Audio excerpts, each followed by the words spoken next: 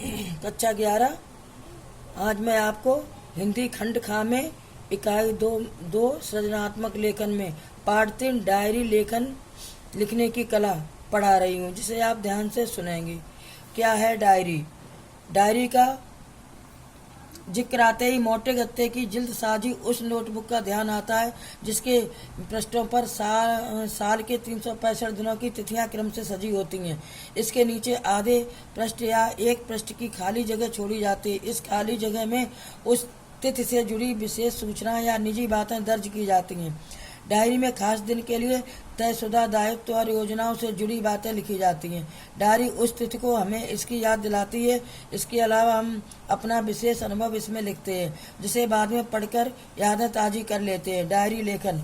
Diary लेखन का मतलब क्या है? डायरी क्यों लिखी जाती है, उसके बारे में आपको बता रही हूँ कि दिन भर की जिन घटनाओं, गतिविधियों और विचारों से हम गुजरते हैं, उन्हें डायरी के पृष्ठों पर शब्द बाई शब्द लिख लेते हैं। यही डायरी लेखन कहलाता है। पिछले कुछ दशकों से इस तरह का लेखन एक विधा के रूप में पाठक समाज के बीच खासा लोकप्रिय हो चला है।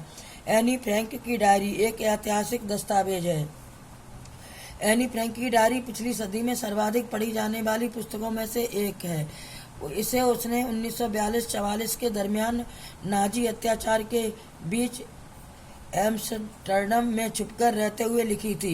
यह डायरी जब प्रकाशित हुई तो उसे एक ऐतिहासिक दस्तावेज के साथ साथ एक साहित्यिक कृत के रूप में भी महत्वपूर्ण माना गया। हिंदी के प्रसिद्ध डायरी लेखक कौन है? पिछले कुछ दशकों में हिंदी के बड़े रचनाकारों की डायरियां जैसे मोहन राकेश की डायरी, रमेश चंद्र शाह की डायरी आदि भी किताब की शक्ल में छप चुकी हैं, जिन्हें उनकी निजी जिंदगी तथा उनके दौर में झांकने के एक नायाब निमंत्रण के तौर पर बड़े चाव से पढ़ा गया। यात्रा वृत्तांत तो काफी पहले से डायरी के रूप में लिखे जाते रहे। राम वृक्ष बहनीपुरी की पैरों में पंख बांधकर, राहुल सांकृत्यायन की रूस में 25 मार्च, सेठ गोविंद दास की सुदूर दक्षिण पूर्व, कर्नल सज्जन सिंह की लद्दाख यात्रा की डायरी, डॉक्टर रघुवंश की हरी घाटी इत्यादि पुस्तकें यात्रा डायरी है। 19वीं सदी के 5वें दशक में हिंदी के महान काव्य विचारक गजानन माधव मुक्तबोध ने एक साहित्यिक की डायरी लिखकर साहित्यिक समस्याओं से संबंधित अपनी उधेड़-बुन की को उपयोगी पाठ बनाने का अद्भुत प्रयोग किया था।